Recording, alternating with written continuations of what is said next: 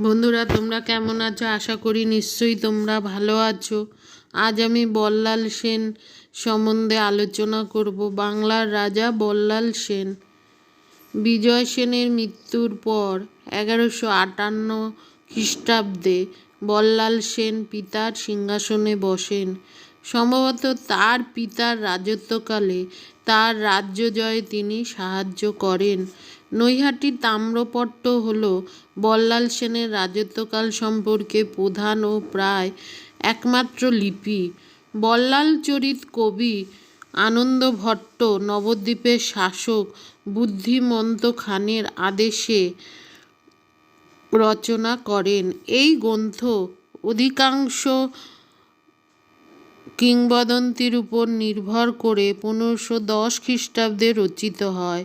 সিংহাসনে বসার পর তিনি মগধ ও মিথিলা জয় করেন বলে সমকালীন সাহিত্যে উল্লেখ আছে। হয়তো তিনি মগধের শেষ শাসক গোবিন্দ পালকে 1162 খ্রিস্টাব্দে পরাস্ত করে মগধ জয় করেন। ভাগলপুর লিপি ও বল্লাল চরিত থেকে তার মগধ জয় সমর্থিত হয়। মিথিলা জয়ের প্রমাণ মিথিলার সেন সম্বতের ব্যবহারের দ্বারা প্রমাণিত হয়। সুতরাং বল্লাল সেনের আমলে রাঢ়, বারেন্দ্রী ও মিথিলা ছিল বল্লালের অধিকারে। সম্ভবত বাগড়ি বা সুন্দরবন, মেদিনীপুরে অঞ্চলও সেন রাজ্যভুক্ত ছিল। বল্লাল সেন ছিলেন সমাজ সংস্কারক ও ধর্ম সংস্কারক। তিনি দান সাগর ও অদ্ভুত সাগর নামে হিন্দু আচার পদ্ধতি ও ক্রিয়াকর্মের উপর 2টি গ্রন্থ রচনা করে যশস্বী অর্জন করেন। এই গ্রন্থ দুটির সাহায্যে তিনি হিন্দু সমাজে বর্ণাশ্রম প্রথমে মজবুত করার চেষ্টা করেন।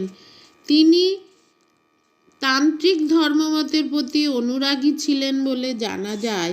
তিনি হিন্দু সমাজের ব্রাহ্মণ, বৈদ্য ও কায়স্থের মধ্যে কৌলীন্য প্রথার প্রবর্তন করেন বলে কিংবদন্তি আছে।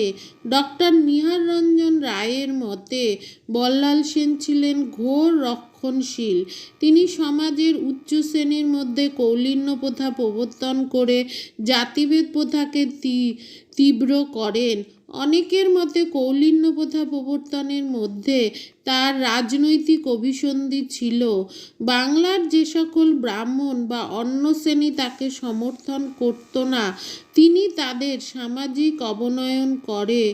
যারা তার সমর্থক ছিল তাদের কুলীন ঘোষণা করে স্বতন্ত্র শ্রেণী ও সমর্থক সৃষ্টি করেন।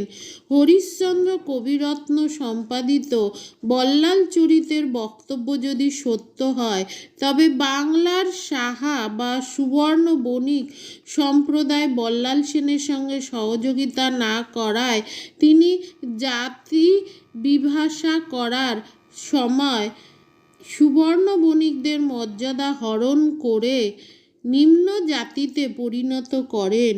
কিন্তু যখন দেশে বৈদেশিক আক্রমণের পদধ্বনি শোনা যাচ্ছিল, তখন জাতিকে ঐক্যবদ্ধ না করে এরূপ ভেদনীতির দ্বারা বিভক্ত ও দুর্বল করা তার উচিত হয়নি। এর কুফল তার পুত্র লক্ষণ সেনকে ভোগ করতে হয়। বখতিয়ার খলজির বাংলা আক্রমণের সময় তিনি বাংলার সর্বসাধারণের সমর্থন ও সক্রিয় সাহায্য পাননি। সমাজকে বিভক্ত ও দুর্বল করার পরিণাম ছিল ভয়াবহ। বল্লাল সেন শেষ জীবনে পুত্র লক্ষণ সেনের হাতে রাজকার্য ছেড়ে দিয়ে গঙ্গা তীরে ধর্মকর্মে মন দেন। কিন্তু তিনি ধর্মমতে বিশ্বাসী হলেও উদার মানবতাবাদী চিন্তা নিয়ে সমাজ সংগঠন না করে প্রতিক্রিয়াশীল মনোভাবের পরিচয় দেন। অধুনা কোনো কোনো গবেষক বলেন যে কৌলীন্য প্রথা বল্লাল সেনের পরে উদ্ভূত হয়।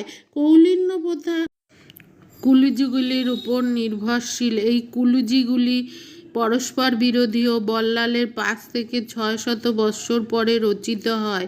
সেনলিপিতে কৌলিন্য প্রথার ইঙ্গিত নেই, কিন্তু লোককথা ও কিংবদন্তি বল্লালের নামকে কৌলিন্য প্রথার সঙ্গে যুক্ত করেছে। দানসাগর ও অদ্ভুত সাগর গ্রন্থ রচনার মধ্যে ও তার গোঁড়ামি, রক্ষণশীলতা ও আচার সর্বস্বতা পরিস্থাপিত। সুতরাং বাংলায় ব্রাহ্মণ্য ধর্মের গোঁড়ামি ও জাতিভেদ প্রথাকে চালু করার জন্য বল্লাল সেনের দায়িত্বকে অস্বীকার করা যায় না। তিনি কৌলিন্য প্রথা প্রয়োগ না করলেও রক্ষণশীলতা অস্পৃশ্যতা প্রচারের দায়বোধ এড়াতে পারেন না বলে ডক্টর নিহার রঞ্জন রায় মনে করেন। এছাড়া তিনি যে দানসাগর, অদ্ভুত সাগর নামে দুইটি হিন্দু আচার গ্রন্থ রচনা করেন, বৈদিক শাস্ত্রের ভিত্তিতে এর বিরুদ্ধে আচার প্রবর্তনের চেষ্টা করেন। এর পেছনে সমাজকে এগিয়ে নিয়ে যাওয়া অপেক্ষা তার গোঁড়ামি বেশি কাজ করেছিল বলে ডক্টর নিহার রঞ্জন রায় মন্তব্য করেন। আজ আসি, দেখা হচ্ছে পরবর্তী ভিডিও।